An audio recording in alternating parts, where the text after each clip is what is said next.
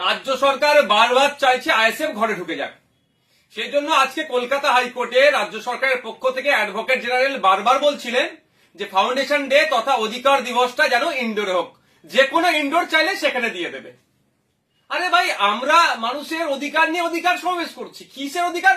যেভাবে কেন্দ্র সরকার কালা বিল অ্যামেন্ডমেন্ট আছে, ওয়াকফ সম্পত্তি দখল করে নেওয়ার চেষ্টা করছে, কেন্দ্র সরকারের এই অ্যামেন্ডমেন্টের বিরুদ্ধে আমরা অধিকার সমাবেশ করছি। আদিবাসীদের জল জমি জঙ্গলের স্বাভাবিক অধিকার কেড়ে নেওয়ার চেষ্টা করছে কেন্দ্র সরকার, তার বিরুদ্ধে বলছি আমরা।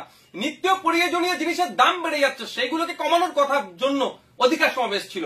জাতভিত্তিক জনগণনার জন্য অধিকার সমাবেশ ছিল।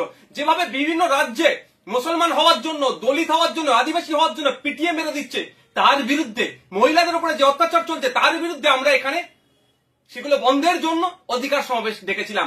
আমাদের বাড়ির মেয়ে তিলোত্তমার সাথে যেভাবে অন্যায় হলো, তার প্রকৃত যারা এর সাথে যুক্ত প্রত্যেকের সর্বোচ্চ শাস্তির জন্য আমরা অধিকার সমাবেশ ডেকেছি। আমরা মাদ্রাসা সহ শিক্ষা প্রতিষ্ঠানে শিক্ষক নাই, শিক্ষক শূন্য অবস্থা শিক্ষা প্রতিষ্ঠানগুলো চলছে, ফলে বুনিয়াদী শিক্ষা ধ্বংস হয়ে যাচ্ছে। শিক্ষক নিয়োগের জন্য অধিকার সমাবেশ দেখেছি।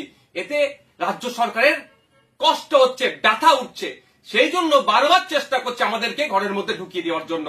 আজকে কলকাতা হাইকোর্টে আমাদের পক্ষ থেকে যিনি আইনজীবী ছিলেন শামীম ফিরদৌস সাহেব সম্মানীয় বিচারপতিকে এই বিষয়গুলো তুলে ধরেছেন, এবং বিচারপতির আমাদের পক্ষে আমি মনে করছি রায় এসেছে। রাজ্য সরকারের মুখ পুড়েছে, এদিকে দিয়ে আমাদের সমাবেশকে আটকাতে পারল না। আমাদের ওখানেই শহীদ মিনার চত্বরে বেলা 12টা থেকে আগামীকাল সমাবেশ হচ্ছে, সেটা কলকাতা হাইকোর্টের রায়কে মান্যতা দিয়ে আমরা করব।